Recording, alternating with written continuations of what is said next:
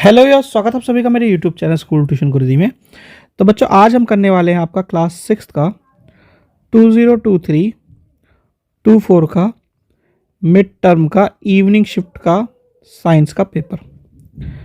तो बच्चों, जैसा कि हर बार करते हैं बच्चों, क्वेश्चन नंबर 1 जिसके हैं 12 भाग, उसे हम शुरू करेंगे बच्चों। उससे शुरू करेंगे अपने पेपर को, जो कि है सेक्शन ए। तो क्वेश्चन नंबर 1 का पहला क्वेश्चन है बच्चों, आहारी रेशे वृक्षांश के नाम से भी जाने जाते हैं। Dietary fibres are also known as roughage. तो ये क्या है बच्चों, ट्रू है या सत्य है? अच्छा बच्चों, एक चीज समझ लीजिए, जो आपके ये पेपर्स हैं बच्चों, जो हम कर रहे हैं, ये बेसिकली करने का मतलब ये होता है, प्रैक्टिस के साथ साथ आपके जो अल्टरनेटिव जितने भी सवाल बनते हैं उस पर्टिकुलर चैप्टर से, वो सारे के सारे आपके हो जाएंगे तैयार। दूसरी चीज़ क्या होती है? दूसरी चीज़ ये होती है कि किस तरह के सवाल आ सकते हैं, चाहे घुमा के दे या किसी लैंग्वेज को चेंज करके दे, कैसे भी दे, तो वो आपके हो जाते हैं सारे के सारे कंप्लीट। अच्छा बच्चे, एक चीज़ समझ लीजिए, इसमें जो आर्य रेशे हैं, तो बेसिकली बच्चों क्या है, ये रिपीट वाले आपके क्वेश्चनों को हम रिवाइज कर सकते हैं इससे।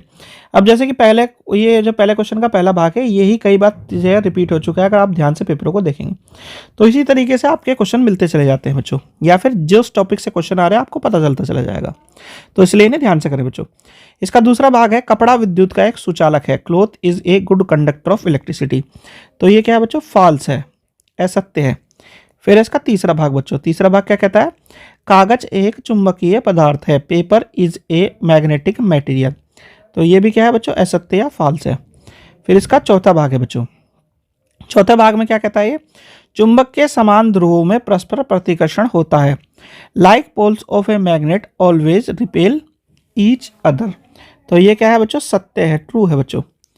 फिर इसका पांचवा भाग बच्चों, पांचवा भाग क्या कहता है, मक्खन डैश का एक स्रोत है। Butter is a source of. तो वो है बच्चों फैट या वसा का। ठीक है बच्चों।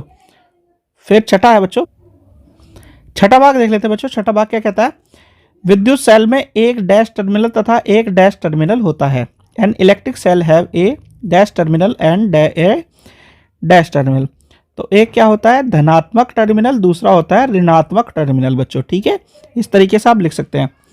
क्वेश्चन नंबर 7 है बच्चों आपका, डैश एक चुंबकीय गुण वाला चट्टान है। Dash is a rock with magnetic properties. तो वो क्या है बच्चों, मैग्नेटाइट।